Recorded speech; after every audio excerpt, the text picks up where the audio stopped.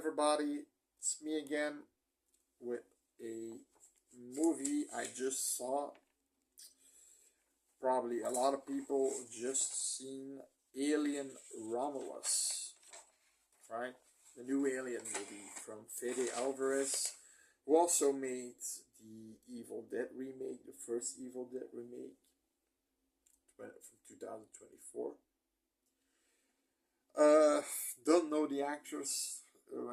Kaylee Spaney is the lead girl. I'm calling girl because she's 16, 17, 18 years old. They're all youngsters, basically.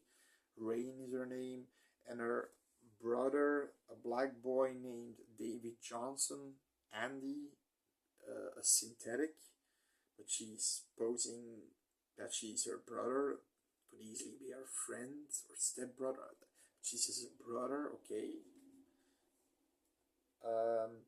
We immediately know it's first we think, okay, he's sort of retarded because he's like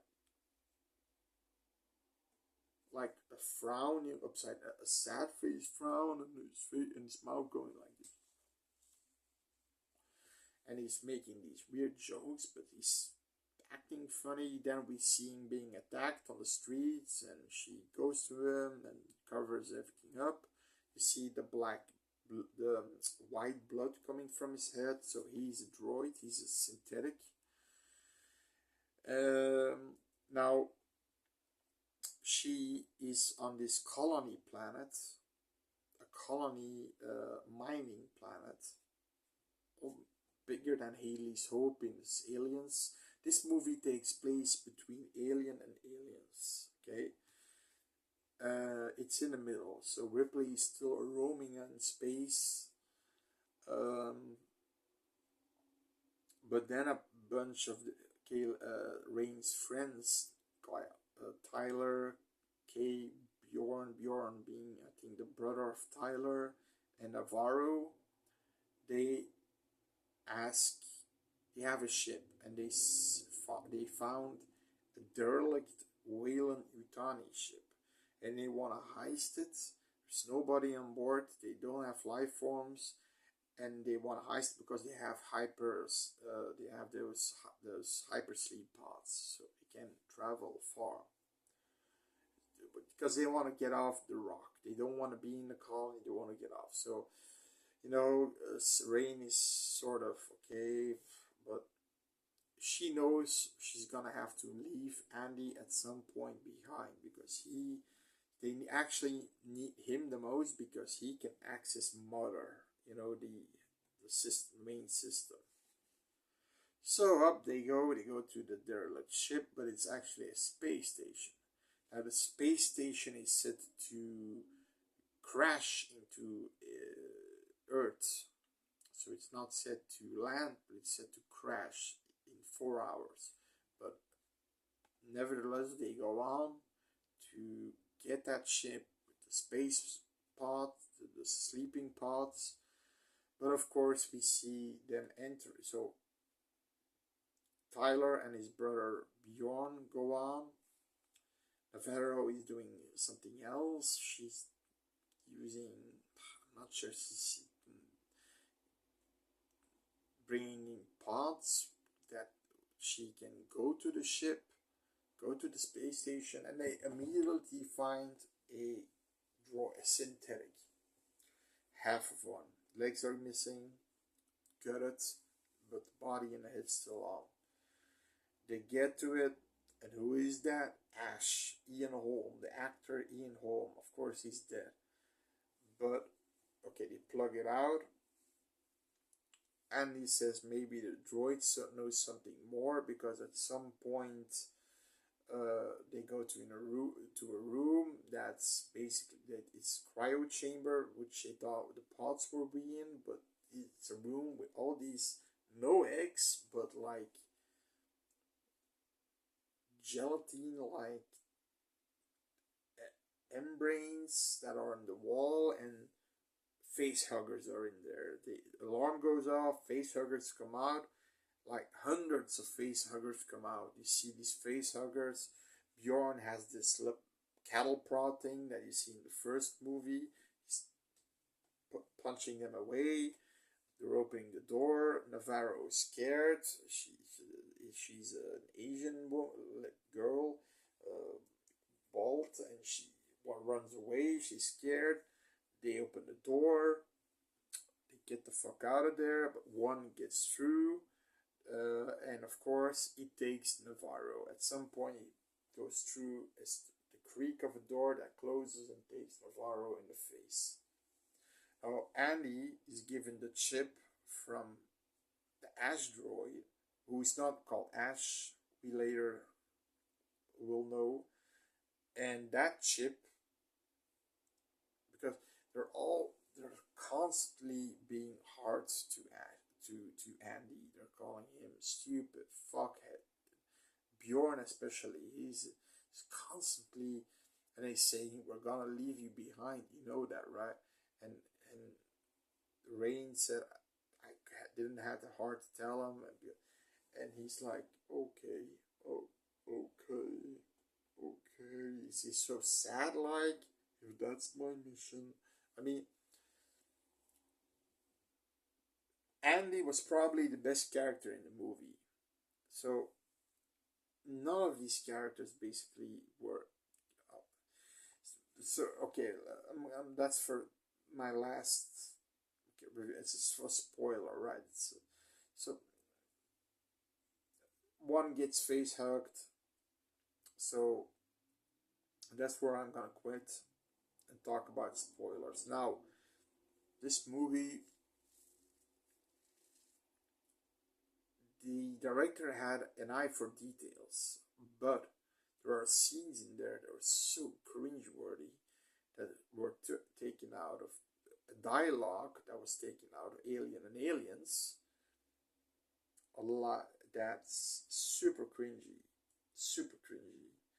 and but if you really have to say, okay, because if you have to say which Alien movie is the best, Alien the first, Aliens the second, maybe even Aliens the first. It depends. Alien is a completely different animal. It's more of a slasher movie. Aliens is more of a sci-fi action movie with a little bit of horror sprinkled about. Then Alien 3 is shit. Resurrection is shitty. This would be at the third place. But they have some cool things in there. And it gets a 7.3 on IMDb. It gets 6.5 from me, from me, because the acting isn't good. In my opinion, the characters are mostly unlikable. The only likable character is this artificial person, because that's also a line. I prefer to be called an artificial person, Andy. And maybe Tyler a little bit, the older brother, the oldest guy from the group, the brother. But then you have Kay, she's the sister, and for some reason, accents don't matter because she's talking with an American accent, and the others, Bjorn and Tyler, are brothers, and that's their sister. They are talking in a British accent, but I think accents don't matter in that universe. Kay is pregnant, and she says, by who? By some dickhead. And she says, like, oh, I will be glad to see that this baby sees the light of day. I'm thinking, that baby's gonna suffer, and where the fuck are they going? And, you know, and maybe she was raped. You don't know. And she's a cardboard character. She is a plot point at some point, but she's there to be a plot point. That's it. Navarro is there to be a plot point. She's the one who gets the face hugger. So Bjorn is the unhinged idiot, and Tyler is the only one who has this a little bit sense of, you know, he knows what to do. Now they put for spoilers, Andy recommends putting. So they took the chip from the asteroid in Andy's head. He has this little thing where he can put a chip in, and he becomes more. He's defending himself more. He has a new mission now. He has the mission to protect the species and bring back home for the good of Weyland Yutani. But he's still protecting his crew. But if he sees that it's too late, he will not protect them. Like a scene where Kay is being attacked by an alien. All the aliens, and I have to say, practical effects. They used mostly practical effects. The aliens were guys in suits. They looked good. And when Kay gets killed with a tail in the back of her back, she's not dead yet, but she is stabbed by the tail and ripped to. She's taken to the ceiling to later be cocooned. Now, Andy is just standing there, and Tyler is begging him. That was a cool scene, but Andy says it wasn't in the best of our interest. The alien would be xenomorph. They call it the xenomorph. It's gonna be in our room, and we all would have been killed. That wouldn't be in the best interest of the company. And then, because at some point they activate the Ash droid, who's called, he's not called Ash, but Rook, like a bishop and a rook, like a chessboard. He's called Rook, but with Ian Holmes' deep fake face, it looks fake as hell. And his voice has been filtered, and somebody's talking. Another actor is saying his lines, but with a filter of his voice, but it's deep fake as shit. You can see it's almost like when he's looking at you, the face stays there and then has time to. It was so fake looking, super fake. But then they say she is being. So he's explaining that Navarro with the facehugger she's being kept alive by the facehugger, only to be put an alien inside her chest. And what happened here, look above, he says, and you see the alien. Beginning of the movie, a Weyland Yutani ship finds this rock. And they open the rock and they find an alien in it. Now that was the alien, so when Rook says look above, an alien's hanging in wires, you see the cable, the cable thing that was shot through his body by Ripley in the first movie. It's the alien from the first movie, and of course they can breathe in space and adapt. It was alive, and that he wreaked havoc among the ship, and the eggs were already laid by his DNA, but he wreaked havoc and he killed a lot of people. So that was the alien. That was a cool idea. Okay, yeah, they can adapt into space, and he wasn't really dead yet. So, yeah, that could be because in Aliens, the Queen also latches itself on the dropship, so and puts 2 eggs on it. So I could believe that. But then they do something that in Alien, Parker yells, seeing Kane on the surgical table with the facehugger on. Parker is yelling, "Why don't you freeze him?" Right? They don't do that. But in this movie, Andy suggests freezing its tail. Now you freeze its tail, it comes loose, and it can get it out. You see this big tubing thing coming out of her mouth, where the egg of the alien probably is implanted. Throwing it away and freezing it, and it's dead. Just freezing the tail and it comes loose. Parker said, "Why don't you freeze him?" That first movie. So they should have listened to Parker, but he was just a stupid technician, right? Of course, Rook says, you know, at some point Navarro wants to go away, back to their ship. Rook says to Andy, he's staying there, and he asks to Andy, "You have a new mission now. Don't let her get out the ship, because it would be a danger for humanity." So Rook starts to So Andy starts to run after the ship. They with the mission of killing Navarro because she has a 60-40% chance. 60% she's infested with the alien. The door closes. Bjorn closes the door. So Bjorn, Kay, and Navarro is on the ship. Tyler and Rain is still on the space station. They left him just behind. Even his brother.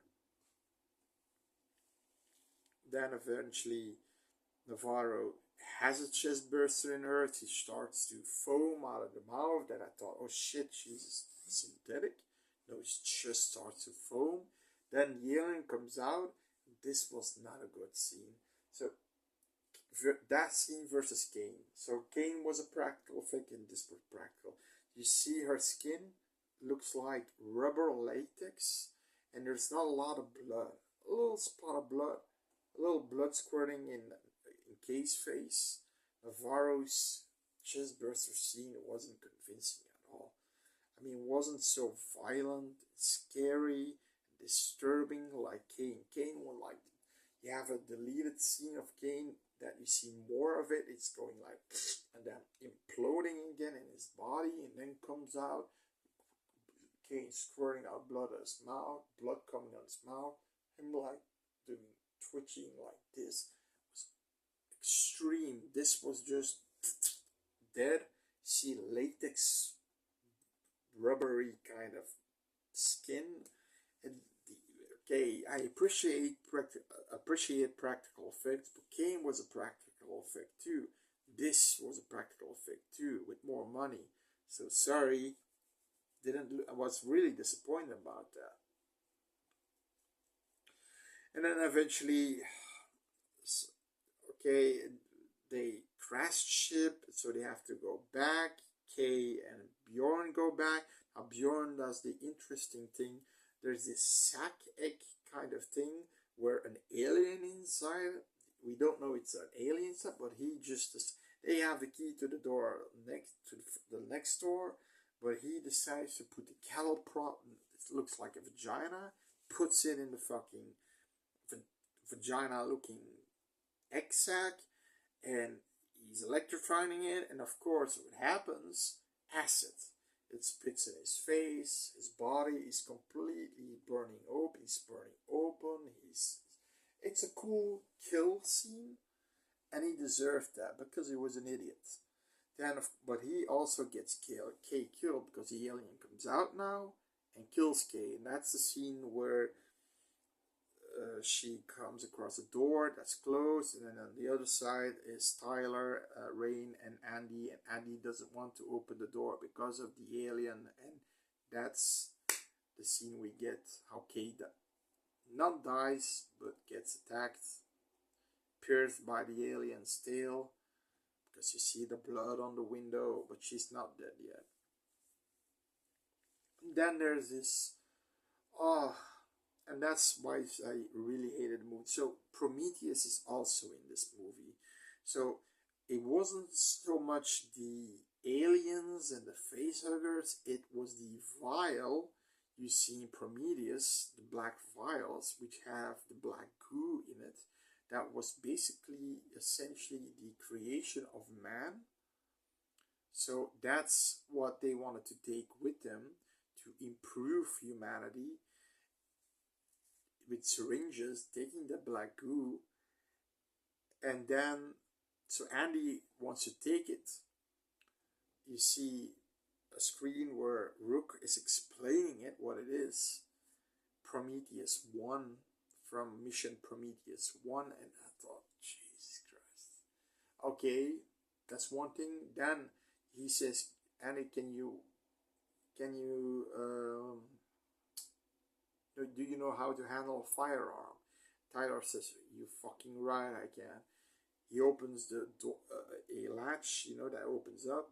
2 M40 pulse rifles that colonial marines used in Aliens. But these are white and with a retractable,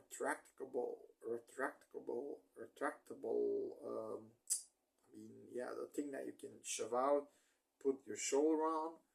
These look more modern because these had a skin on it with a cross, and you can see the person, which aims automatically. Now, if the colonial marines had that in the second movie, if they're in the hive, they couldn't use the guns, right? Because of the nuclear processor was nearby, and those were armor-piercing bullets. They could have used that and just pointed towards the wall, and it would see detection. It's like a pop gun. Just you don't have to aim; it aims for you. So if they had it in Aliens, in the hive, when they're all coming towards them, they could have aimed automatically and seen the detection in the wall. So I thought, okay, so because he said, the Tyler guy, he says these are what the colonial marines used, so inferior weapons. But I thought these are more advanced, right? And then he does the scene, the Hicks Ripley scene, where Hicks gives Ripley a pulse rifle, and you have this bonding moment between them, a romantic bonding moment potentially, when Rick's standing behind her explaining how the gun works. Tyler does the same shit with Rain. No, no, no, no, no. The dialogue, like busy little creatures. I think Burke says that in Aliens. I like the term artificial person myself. I think Bishop says that in Aliens. All these lines were stolen. And then at the end, I mean, Tyler dies because all these aliens, they're firing at all these aliens, the automatic shit. But they put on the gravity machine. But before that happens, Tyler is taken by one of the tails, Andy too. He then gets, jawed to death with the second jaw. Andy is sort of twitching.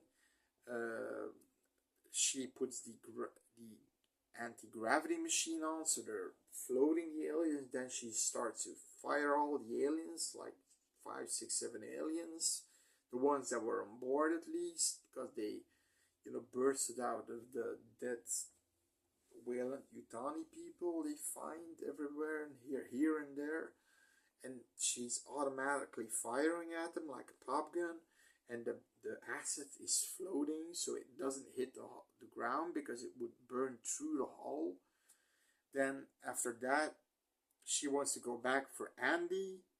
She puts out the gravity machine.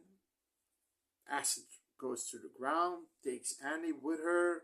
He's back to normal. He doesn't have the Rook ship in it.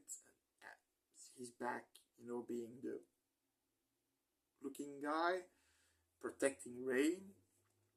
But still, he's the best character of the movie. And of course, at the end, they find Kay in a hive. Get her out of there. She's not infected. Annie says she's not being infected yet by a face hugger. But apparently, what happened is she puts the black Rook says to Andy that give her 25 milliliters of the black goo. Now she gets a syringe, and he's saved at the time, with the aliens when she's killing them all. She's on the ship, because Rook is trying to, the vials on the ship is trying to convince her to leave and just leave the others behind, but she doesn't, but puts the syringe in her neck. And now what happens is so she is pregnant, right? She is in labor getting the baby, but the baby is a fucking... Remember in Resurrection when you get the humanoid alien?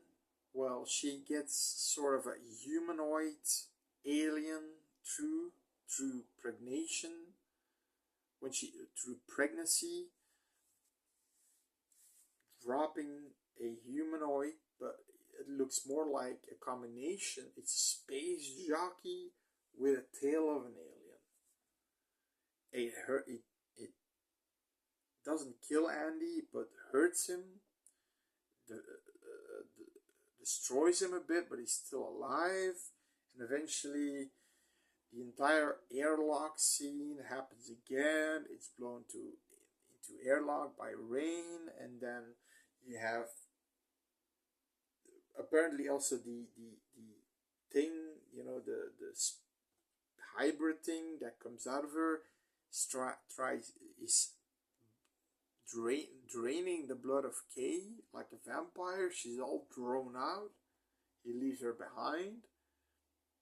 It's like a vampire, because it also has this other jaw in his mouth like an alien, but not like claw, but more like pointy things to draw like a vampire, basically, to draw blood from somebody's body. Of course, Annie being synthetic, he can't do shit with it, and then Rain eventually fights it, blows it out into space. Same deal like in Resurrection. Because they wanted to use that scene in Alien, but they scrapped it.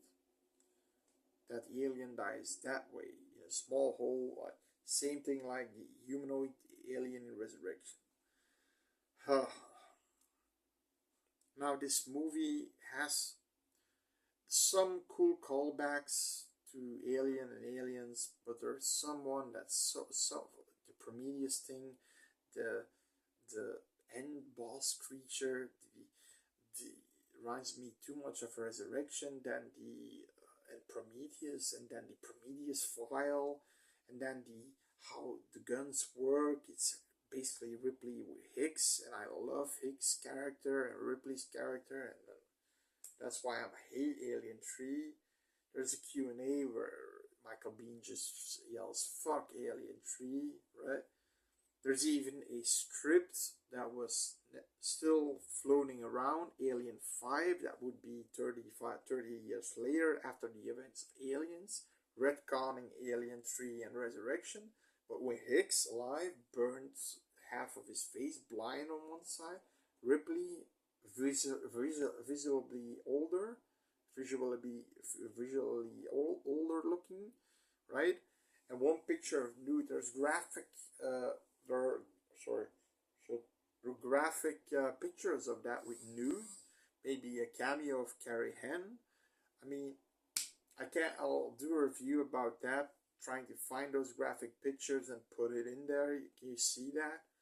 So there were details, you know, with mercenaries, and they would hire mercenaries for different places of the world. You got a Japanese flag, an Italian flag, a Belgian flag. They had dogs, creepy looking dogs, as they used as weapons. I mean, mercenaries, cool, but all armor on, cool graphic scene. A new kind of face hugger instead of sort of a centipede character like in Prometheus that burrows through your body. I mean, I'm gonna make a review of that. Alien 5 by Blomkamp. Blomkamp being the writer or the director, I don't know. I have to research that. I have to research a little bit more to review it. But this movie, characters are sort of unlikable. Andy, the droid, is the most likable one. But when it's in this weird looking phase, it's so obvious. The other droids aren't obvious that it's a droid. He's obvious something wrong with him, and he's doing like that, like a machine. And yeah, Tyler maybe, but he's the one who he has a ship and he wants to go there. And he's the only one who protects Andy from being bullied by Bjorn. But all the characters are just douchebags, cardboard characters that are just plot points, and the only one that has something is Tyler. Rain trying to be the new Ripley, but she's actually a sort of a bitch because she wants to just leave Andy behind, and she's always been protecting him. So when they got into the hypersleep chambers, they had to end Andy's life cycle basically, and she agreed to that. And Andy reminds her when he's infested by Rook's chip, she he says like leaving somebody behind to her, and she's reminded that she's I mean, there's not really a likable person in this movie. The only one's Andy. He's basically Andy, the droid, the artificial person, right? He's the only likable person. You have these nods, you know, the first alien, that's cool. The Rook droid, which would have been cooler if it didn't have that. If they did more effort in the deep fake, they can make a better deep fake face. Because like when it's looking at there, it's like the eyes go there, but the face is still there. It was really, really badly done. Ferry Alvarez had a budget for this. He also made Evil Dead remake, right? The first one. So he knows how to make horror, and he knows. There are a few good scenes with the face huggers, the tens and dozens of face huggers running behind them. It's cool, but. And you also don't have a lot of kills because you only have 5 people and 1 synthetic, so it gets a 6.5 because it's in my point, the 3rd best Alien movie they made. I'm disregarding it. So better than Alien 3, better than Alien Resurrection. Has all practical effects. Some are better, some are worse, but still good. Okay, I appreciate that. The chest burster scene was a little bit, but the rest, real aliens, and Earth and the little alien coming out, that was all real. So give it a watch. If you're an Alien fan, give it a watch. If you're a horror fan, give it a watch. If you don't like horror or just seeing the genre, maybe not, because you have seen the first and the second movie, so but still, again, give it a watch. And that's me signing off. See you later.